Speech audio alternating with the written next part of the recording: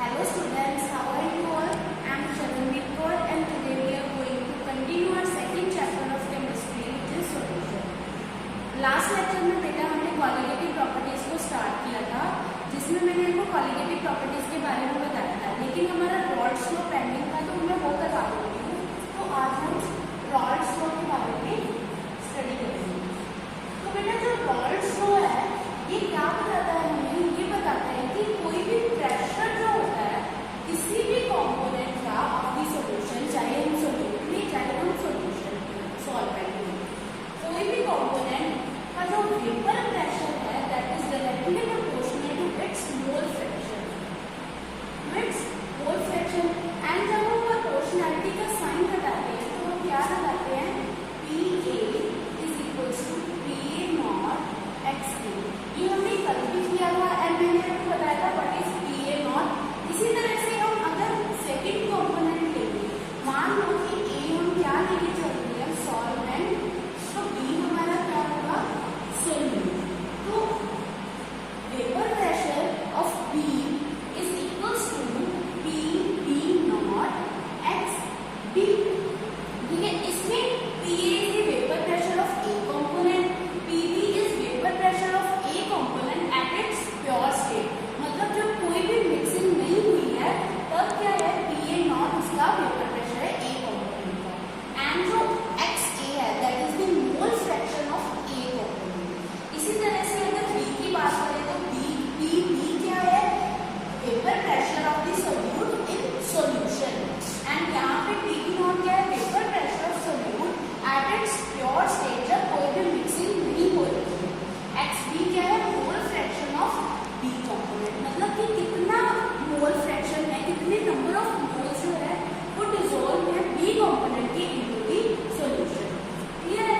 अब हमने बेटा रॉल्स लॉ के दो केसेस डिस्कस करेंगे। रॉल्स लॉ के दो केसेस डिस्कस करेंगे, 1 and 2। क्या है दोनों केसेस में? पहले बेटा हम क्या लेके चलेंगे कि हमारे पास क्या है? दोनों सोल्यूट एंड सॉल्वेंट, दोनों क्या है? वॉलेटाइल। सोल्यूट प्लस सॉल्वेंट, दोनों को हम क्या लेके चलेंगे? वॉलेटाइल। वॉलेटाइल का क्या मतलब होता है? वॉलेटाइल का मतलब होता है कि जब किसी भी चीज के वेपर्स बन जाते हैं तो हम उसको क्या बोलते हैं? वॉलेटाइल। तो क्या है? सोल्यूट भी वॉलेटाइल है, मतलब सोल्यूट के भी वेपर्स बन रहे हैं, सॉल्वेंट भी वॉलेटाइल है, मतलब सॉल्वेंट के भी वेपर्स बन रहे हैं। इसका क्या मतलब है कि जब वेपर प्रेशर होगा, हमने जब टोटल वेपर प्रेशर लेना है तो जो टोटल वेपर प्रेशर आएगा वो दोनों कंपोनेंट्स की वजह से आएगा, A कंपोनेंट की वजह से भी एंड B कंपोनेंट की वजह से भी आएगा। सेकंड केस में हम क्या लेके चलेंगे कि जो हमारा सॉल्वेंट है ना, ये तो वॉलेटाइल है, लेकिन जो सोल्यूट है वो नॉन वॉलेटाइल सोल्यूट हम लेके चलेंगे। तो इसमें क्या होगा कि वेपर्स जो बनेंगे, जब हमने टेम्परेचर दिया सॉल्यूशन को तो वेपर्स ओनली सॉल्वेंट के बनेंगे, सोल्यूट के वेपर्स नहीं बनेंगे। इसका क्या मतलब है कि ओनली जो वेपर प्रेशर होगा वो किसकी वजह से होगा? सॉल्वेंट के मॉलिक्यूल्स की वजह से होगा, सोल्यूट के मॉलिक्यूल्स की वजह से कोई भी वेपर प्रेशर इन्वॉल्व नहीं होगा। तो हम बारी बारी से दोनों केसेस को डिस्कस करते हैं। फर्स्टली हम डिस्कस करते हैं सोल्यूट एंड सॉल्वेंट जब दोनों क्या है? Volatile.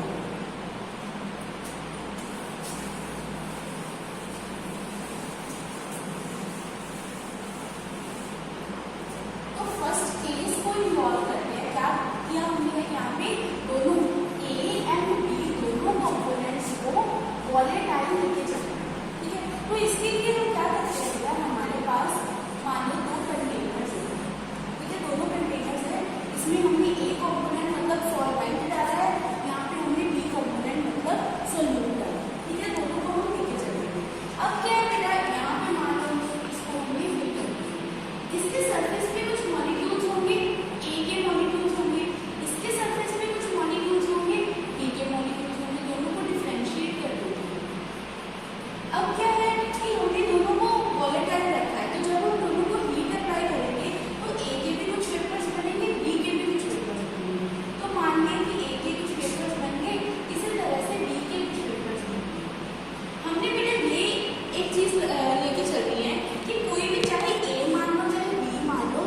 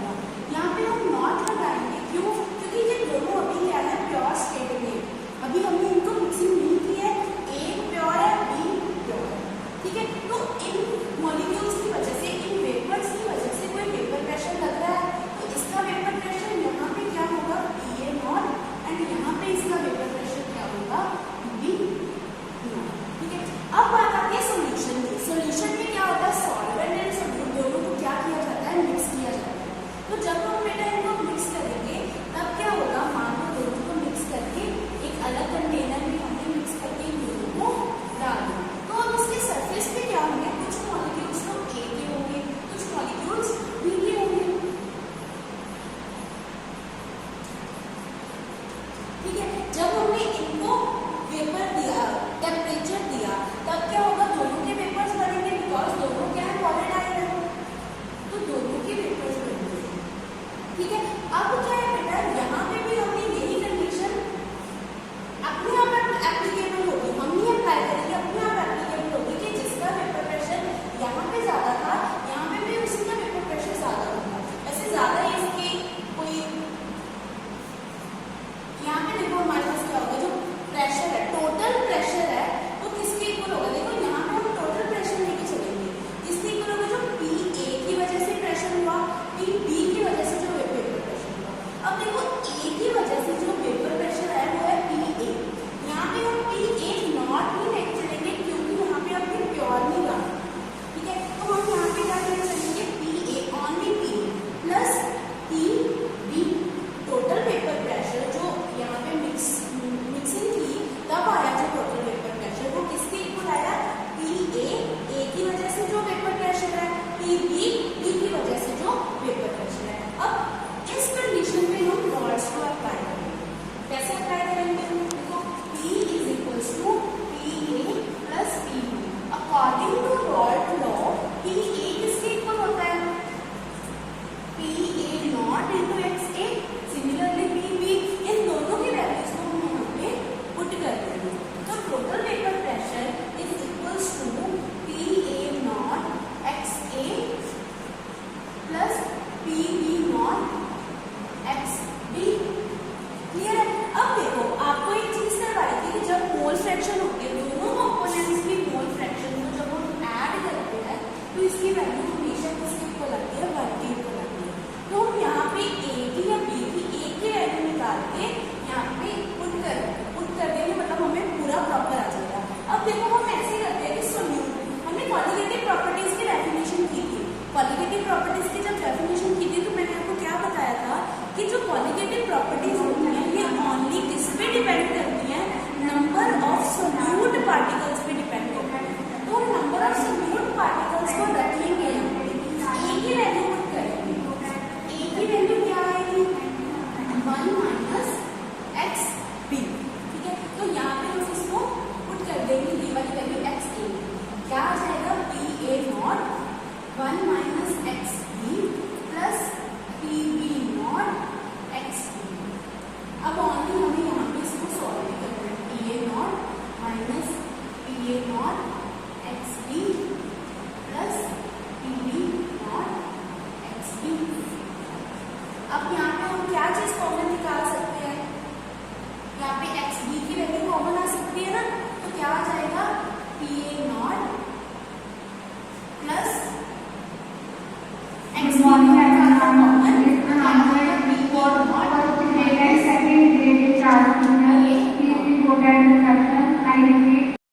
is equals to XB PB naught minus PA naught. तो सिंपल इसको इधर आके डिवाइड कर देंगे, क्या आ जाएगा, P minus PA naught divided by PB naught minus PA naught is equals to XB। यहाँ पे हमारे पास क्या आ गई, XB की वैल्यू, XB अब क्या है, हमारे पास नंबर ऑफ सोल्यूट पार्टिकल्स ही हुए, क्योंकि मोल फ्रैक्शन है। क्लियर है, तो हम यहाँ पे क्या करेंगे, मोल फ्रैक्शन की वैल्यू को निकालेंगे, मोल फ्रैक्शन की वैल्यू यहाँ पे आ गई, इसका मतलब ये हमारी क्या है, क्वालिटेटिव प्रॉपर्टी। इसको बेटा हम क्या बोलेंगे, जो यहाँ पे हमने XB की वैल्यू निकाली है, यहाँ पे एक बार लिख लेते हैं, XB की वैल्यू हमारे पास क्या आ रही है, is equals to P minus PA naught divided by PB naught minus PA naught. ये जो हमारी वैल्यू आई है ना बेटा, इसको हम बोलेंगे लोअरिंग इन वेपर प्रेशर। ठीक है, क्या बोलेंगे, लोअरिंग इन वेपर प्रेशर। लेकिन लोअरिंग तो हुई है, लेकिन हमें क्या निकालनी है, आपको मैंने जब क्वालिटेटिव प्रॉपर्टीज बताई थी ना, 4 टाइप थी, सबसे फर्स्ट टाइप कौन सी थी, relative lowering in vapour pressure, ये ओनली लोअरिंग आई है। अब हमें क्या करनी है, रिलेटिव लोअरिंग करनी है, तो हम रिलेटिव लोअरिंग को सेकेंड केस में डिस्कस करेंगे। क्लियर है, अब बेटा हमारा सेकेंड केस है, सेकेंड केस में हमने क्या करना था, सेकेंड केस में हमने सॉल्वेंट ओनली वॉलेटाइल रखना है, एंड जो सोल्यूट होगा ये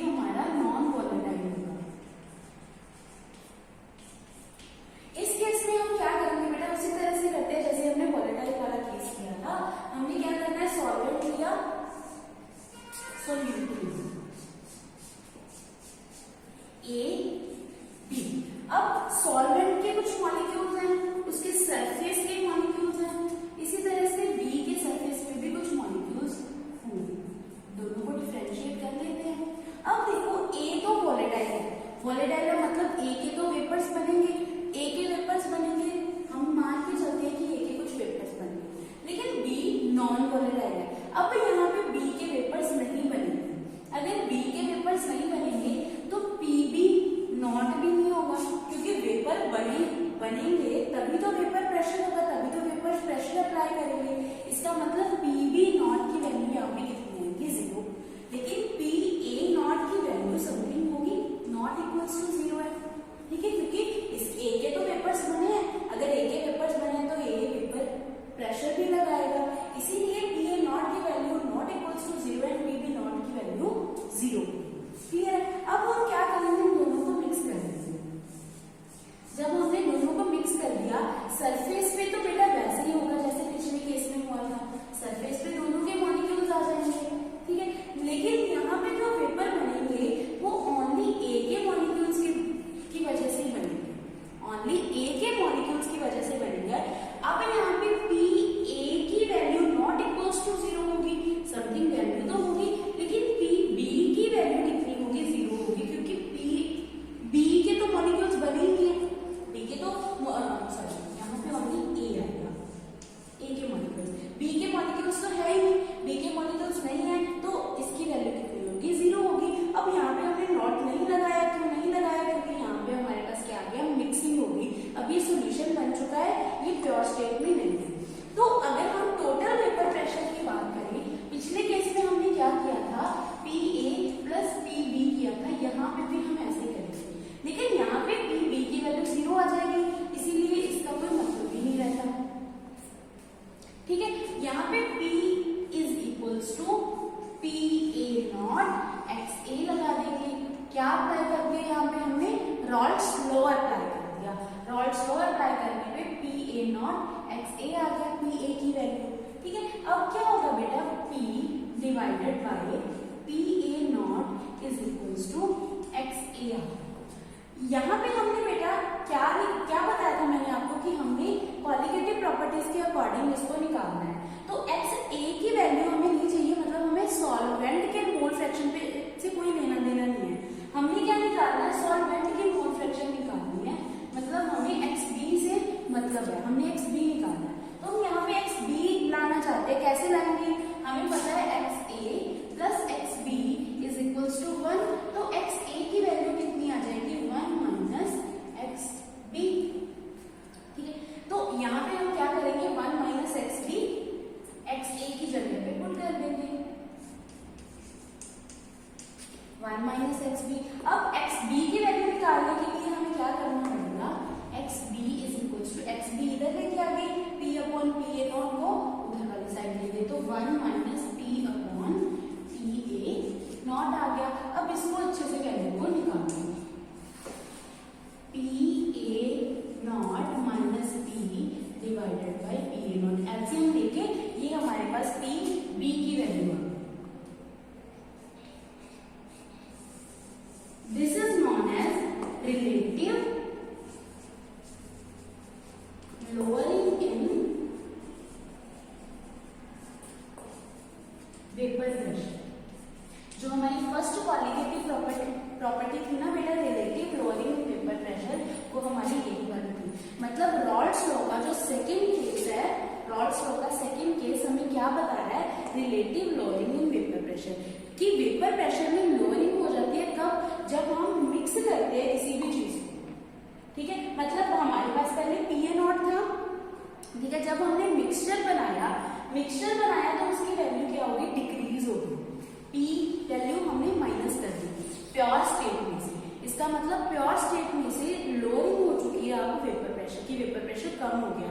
ऑब्वियस सी बात है, जब हम नॉन वॉलेटाइल ऐड करेंगे तो मॉलिक्यूल्स, पहले तो सरफेस पे सारे ए के मॉलिक्यूल्स थे, सभी के वेपर प्रेशर बनने थे, लेकिन अब क्या हुआ, ओनली ए नहीं है, उसमें क्या आ गए, बी के मॉलिक्यूल्स भी आ गए उसके सरफेस पे, तो ओनली ए के ही वेपर्स बनने हैं, बी के तो वेपर्स बनेंगे नहीं। तो जो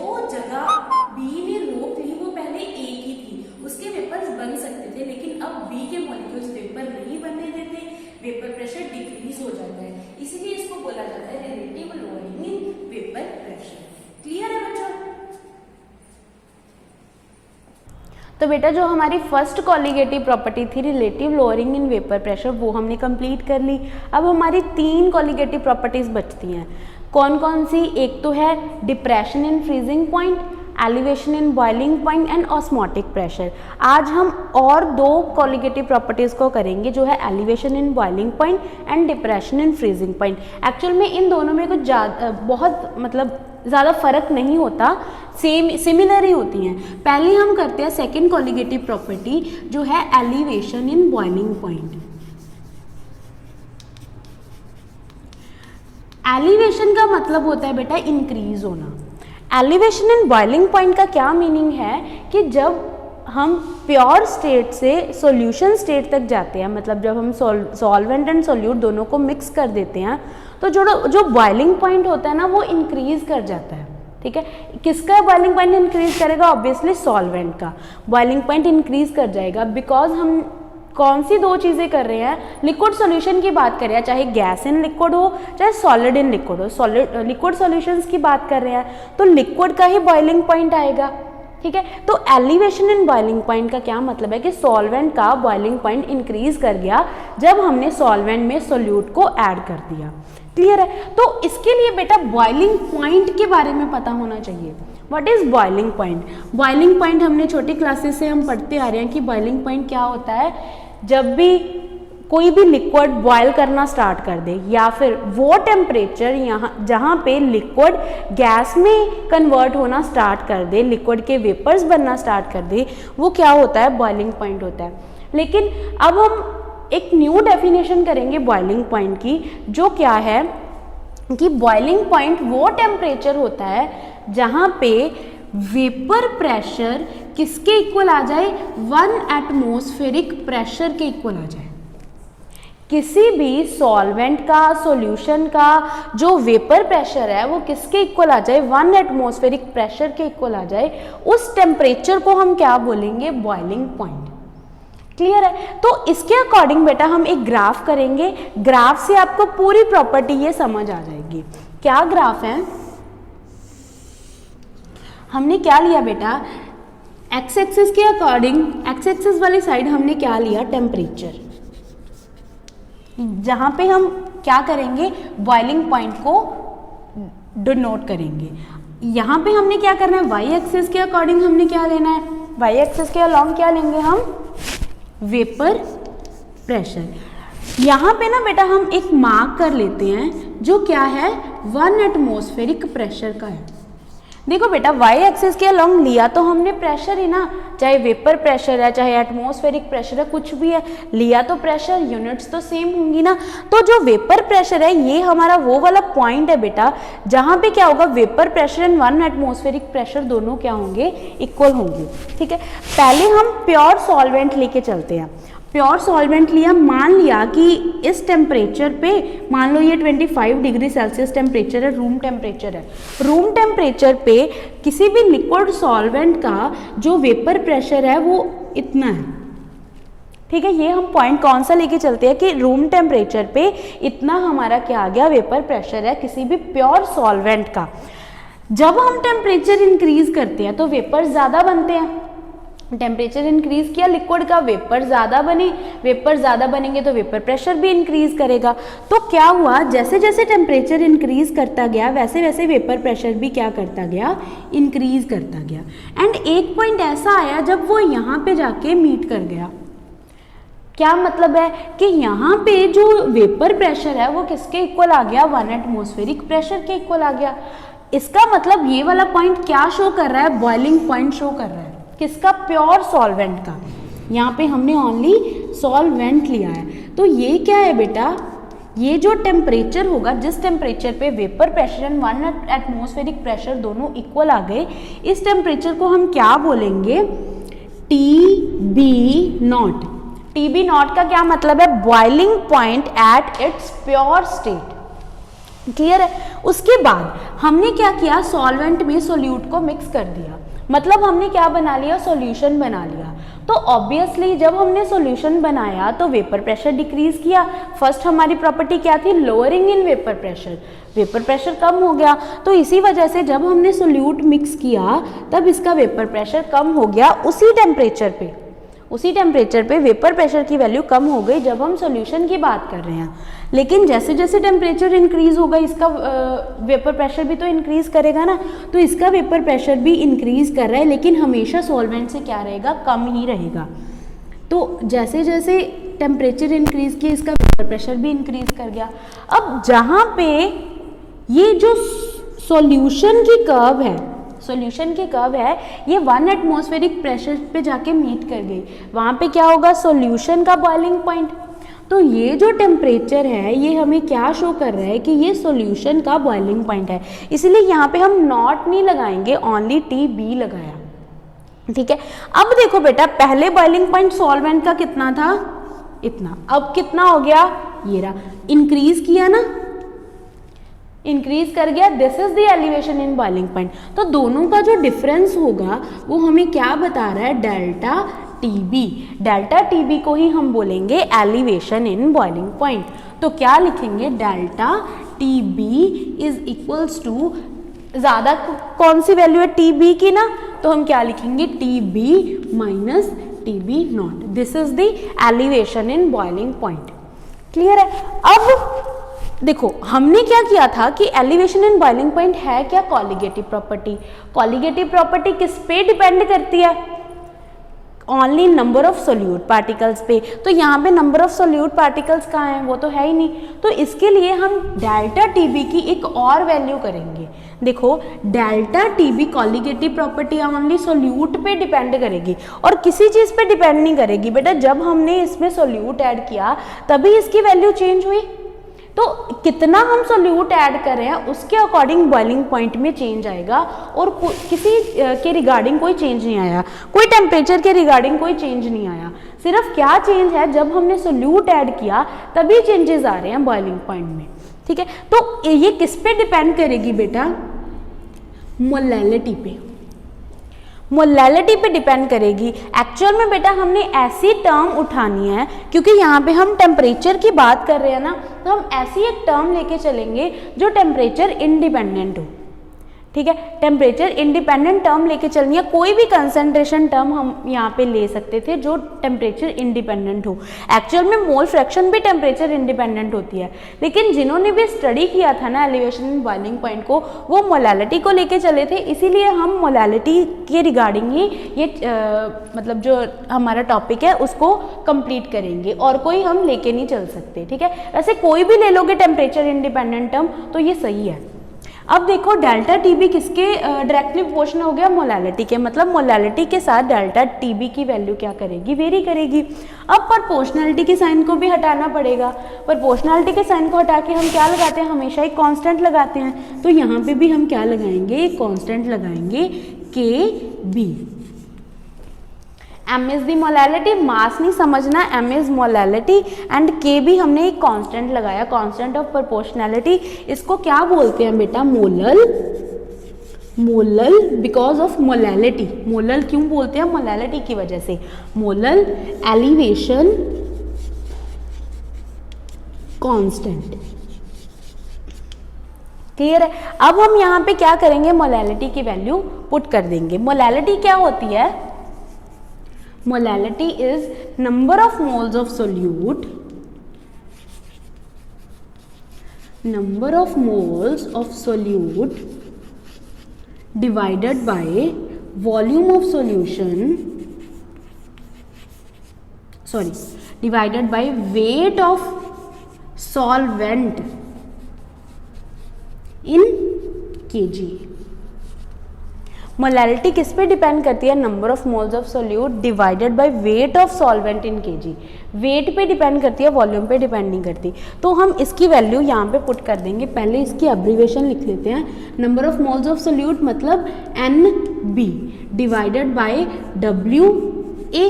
अब number of moles of solute की भी वैल्यू पुट कर देते हैं। Number of moles of solute किसके इक्वल होते हैं, given mass by molar mass, मतलब WB by B into W A. ये हमारे पास क्या आ गया, मोलैलिटी की वैल्यू।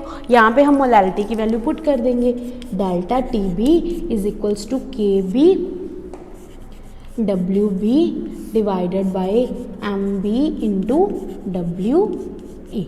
ये हमारे पास डेल्टा टी बी मतलब एलिवेशन इन बॉइलिंग पॉइंट की वैल्यू आ गई। अब यहाँ पे हमने जो भी चीज़ निकालनी होगी, weight of solute, wait of solvent, molar mass of solute, किसी भी चीज़ की वैल्यू हम इस फॉर्मूला से निकाल सकते हैं।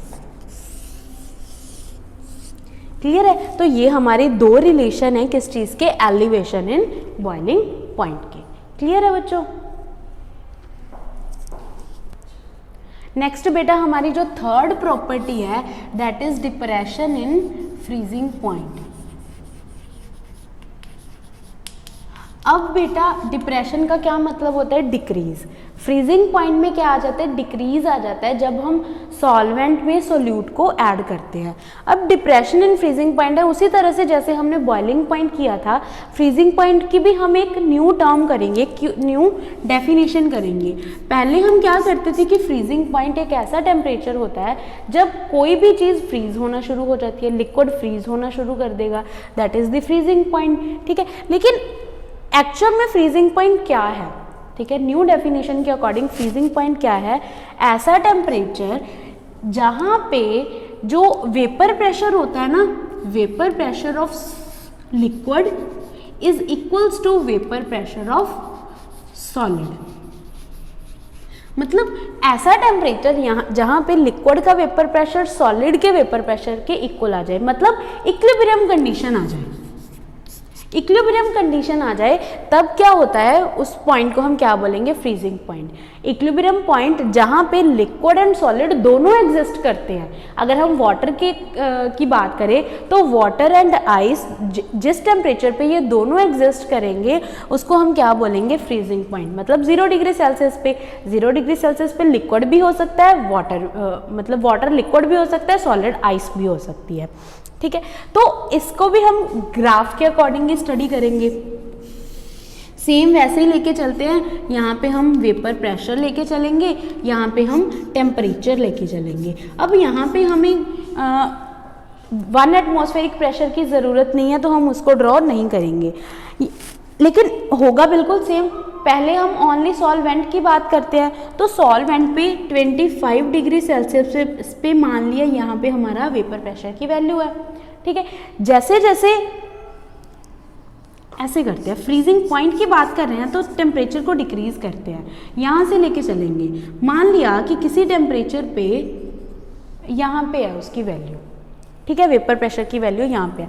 जब हम टेम्परेचर को डिक्रीज करेंगे तभी फ्रीज हुआ। लिक्विड हमारे पास सॉल्वेंट है, हमने क्या किया, लिक्विड सॉल्वेंट को टेम्परेचर उसका डिक्रीज किया। जब उसको कूल करना शुरू किया तो उसका वेपर प्रेशर डिक्रीज करेगा। जैसे हमने टेम्परेचर इंक्रीज किया, वेपर प्रेशर इंक्रीज किया, उसी तरह से टेम्परेचर कम करेंगे तो वेपर प्रेशर भी कम होगा। तो इसका वेपर प्रेशर हम लिक्विड का कम करना शुरू कर देंगे। तो एक टाइम ऐसा आएगा जब वो क्या हो गया, सॉलिड में कन्वर्ट होना शुरू हो गया। यहाँ पे हम मान लेते हैं आके वो क्या हो गया, सॉलिड में कन्वर्ट होना शुरू हो गया। ठीक है, ये जो है हमारी कर्व, ये है लिक्विड सॉल्वेंट की, ये कर्व है सॉलिड सॉल्वेंट की, लेकिन प्योर स्टेट में। ठीक है, ये जो हम कर्व कर रहे हैं ये लिक्विड की है, यहाँ पे आके वो सॉलिड में कन्वर्ट होना शुरू हो गया। मतलब जो ये वाला पॉइंट है ना बेटा, ये हमारा ये वाला पॉइंट है जहाँ पे वेपर प्रेशर लिक्विड का एंड वेपर प्रेशर सॉलिड का दोनों का सेम है। यही चीज़ तो ये शो कर रहा है, लिक्विड का एंड सॉलिड दोनों को शो कर रहा है, ये इक्विलिब्रियम वाला पॉइंट है। तो ये हमारा क्या हो गया बेटा, freezing point, but at its pure state. ठीक है, freezing point eight its pure state ये डिनोट कर रहा है ये वाला point.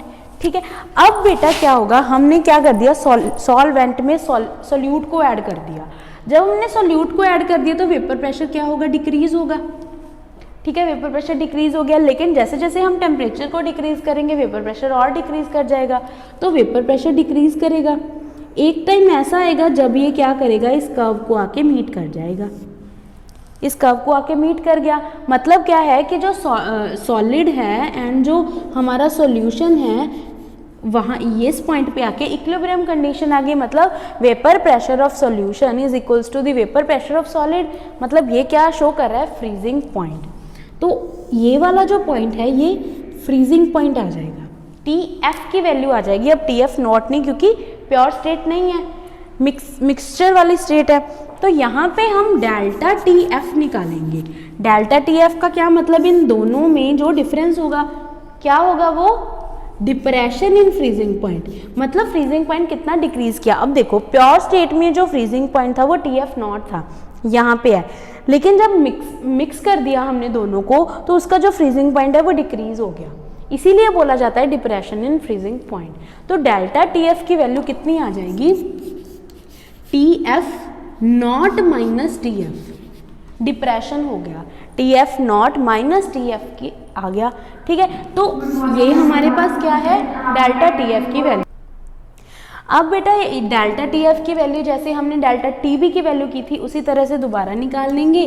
Delta TF is directly proportional to molality. इसके बाद बेटा मोलैलिटी की वैल्यू पुट कर दो, प्रोपोर्शनैलिटी का साइन हटा के वहाँ पे हमने क्या लगाया था, KB, यहाँ पे हम क्या लगा देंगे, KF इंटू M।